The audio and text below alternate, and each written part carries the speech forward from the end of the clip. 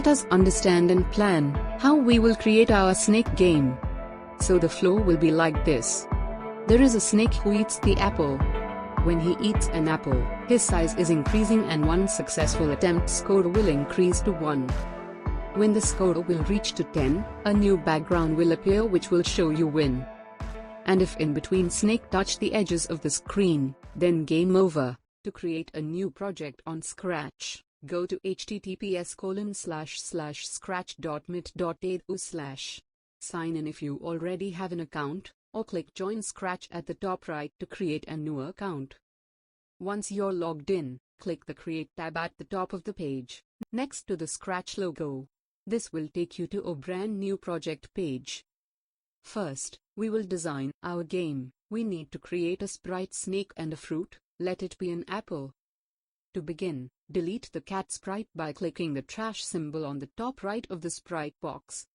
To create the snake sprite, goes to Choose Sprite and Paint. Here various paint tools are available. We will pick up a tool called Circle. Click the Circle tool from the toolbar on the left of the drawing board and use it to make a circle on the drawing board. Fill the circle according to your choice. I have filled here color red. After that, for choosing another sprite, select Sprite and then go to Choose Sprite and from Sprite library select any fruit. Here, I have selected an apple. One can change the size and color of their choice. I have changed the color and size according to my preferences.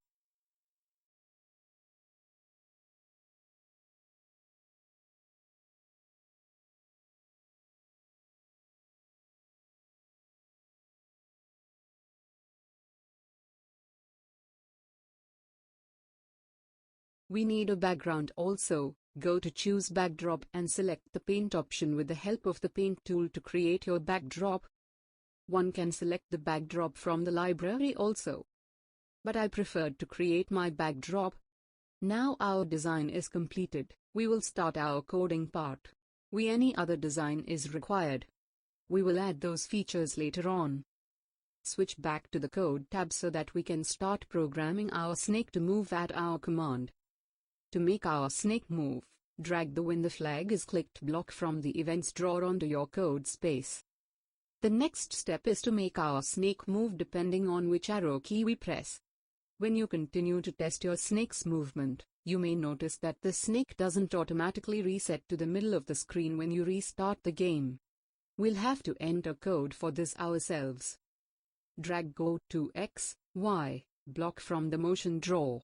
A quick shortcut to find the middle of the screen's coordinates is to simply drag the snake sprite to the desired position of the screen. Drag a forever block from the control drawer. Add an if-then block inside the forever block. From the operators drawer, drag on equal block into the if block. Go to the variables drawer and click the Make a Variable button. When a box pops up asking for a new variable name, type in direction, and then hit OK.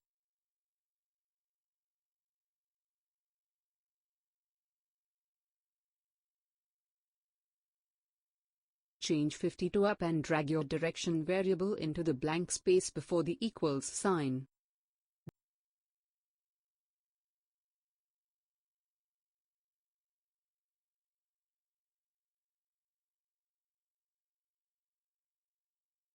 Drag a when space key is pressed block from the Events drawer onto your code space. Change the space key to up arrow. Take a set direction to 0 block from the variables drawer and type up in the place of 0. Connect the block to the when up arrow key is pressed block. Do the same for the other arrow keys, changing the Y or X values as appropriate. Left and right mean a change in X while down means a negative change in Y.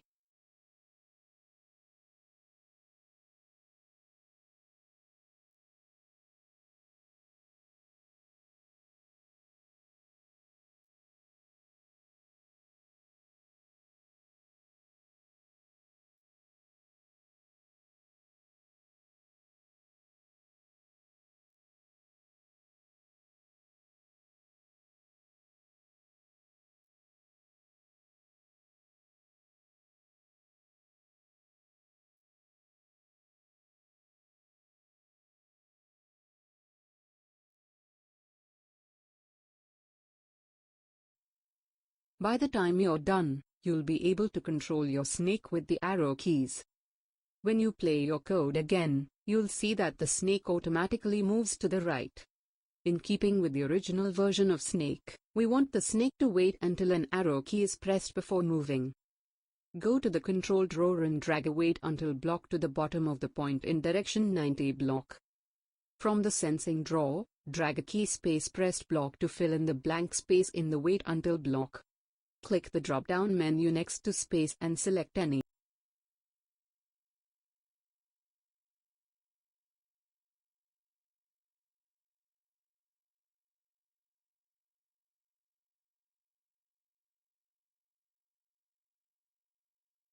Now the block should read, wait until key any pressed.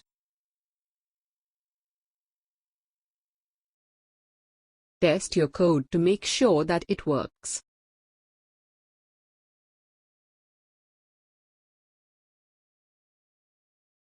From the events drawer, drag a when the flag is clicked block into the code space. Go to the variables drawer and make two new variables called score and length.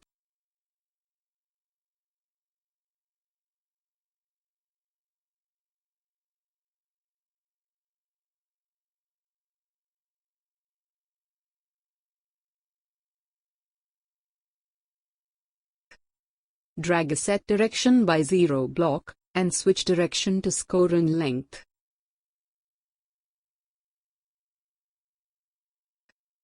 Drag a forever block from the control drawer. Place an if-then block inside the forever block. From the sensing drawer, choose a touching mouse pointer block and place it inside the blank for the if-then block. Change mouse pointer to snake in the drop-down menu.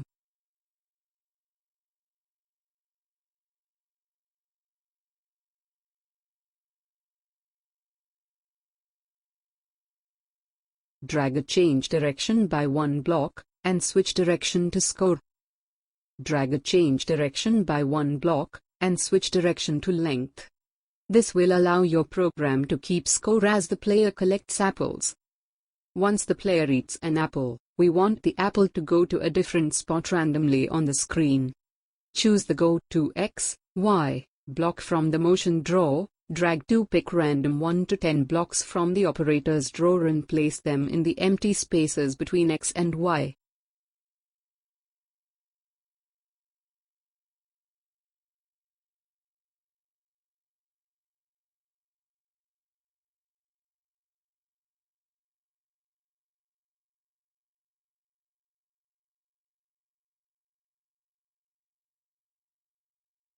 Duplicate the Go to X, Y block we made before and connect it beneath the when the flag is clicked. Now our program allows us to control the snake using the arrow keys, and we can gain points by eating apples. This step is all about getting the snake to grow in size, length as it eats more and more apples. Go back to the Snake Sprites Code tab if you aren't already on it. Drag a Create a Clone of Myself block from the control drawer. Connect it below the last if-then block of code you have in the forever loop.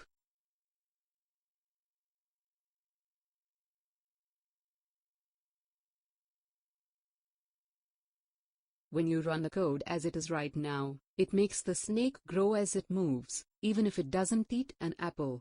You might also notice that the snake will randomly break itself off and stop regenerating.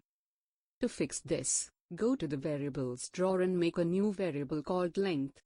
Drag a when I start as clone block from the control drawer and place it on the code space. Connect a wait for 1 second block from the control drawer to the when I start as clone block. Replace 1 with the length variable. Finish this chunk of code off with a delete this clone block from the control drawer.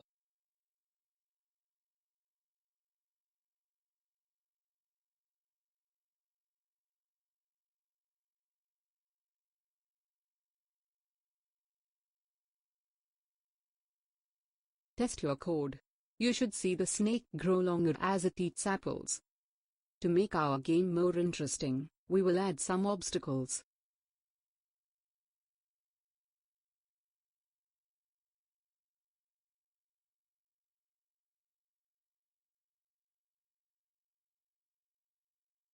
Go to the Snake Sprites Code tab. From the Events drawer, drag a when a flag is clicked block onto the code space. Go to the Control drawer and choose a Forever block from it. Connect the Forever block below the When a flag is clicked block. Place an if-then block inside the Forever block. Drag a touching mouse pointer block from the Sensing drawer and put it in the blank space in the if-then block statement. Change mouse pointer to edge. Go to the Events drawer and drag a Broadcast Message 1 block into the if-then block. Click the arrow next to Message 1 and click New Message in the drop-down menu. In the text box that appears, type in Game Over and hit OK.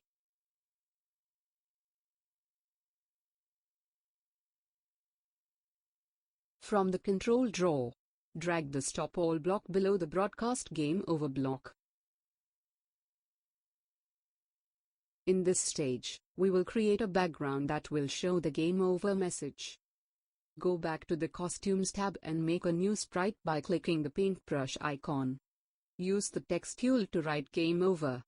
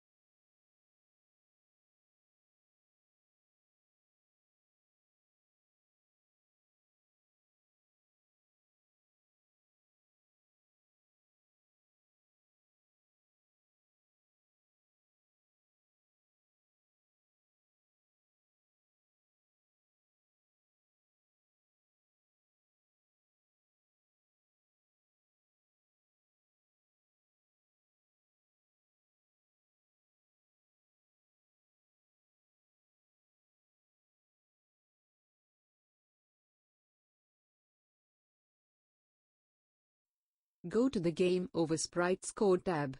Drag a when the flag is clicked block from the Events drawer.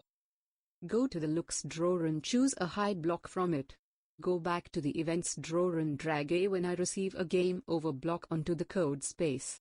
From the Looks drawer, get a Show block and connect it to the When I receive a Game Over block.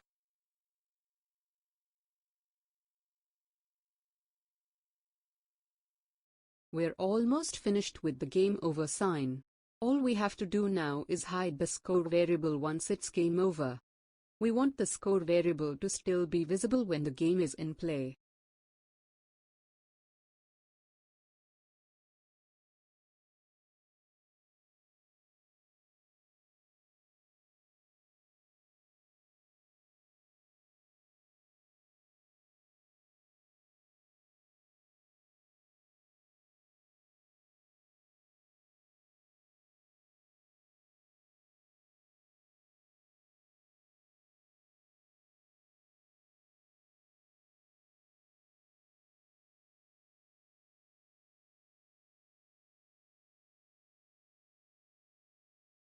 To make our game more interesting, we want to show a different backdrop when it reaches a certain score milestone. This milestone is up to you, but I put mine at 10 points. Go to the Snake Sprites Code tab. From the Control tab, choose an if-then block and place is after creating clone block. Drag equal to 50 blocks from operator drawer and place score variable in the blank space of equal to block.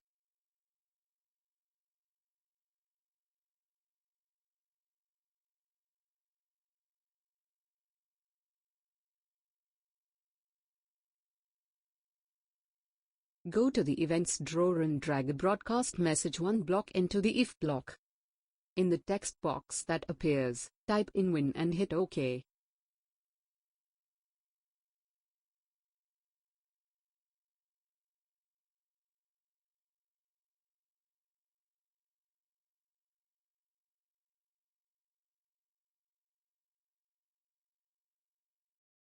Go to the Win Sprites Code tab. Drag a when a flag is clicked block from the Events drawer. Go to the Looks drawer and choose a Hide block from it. Go back to the Events drawer and drag a when I receive Win block onto the code space. From the looks drawer, get a show block and connect it to the when I receive win block.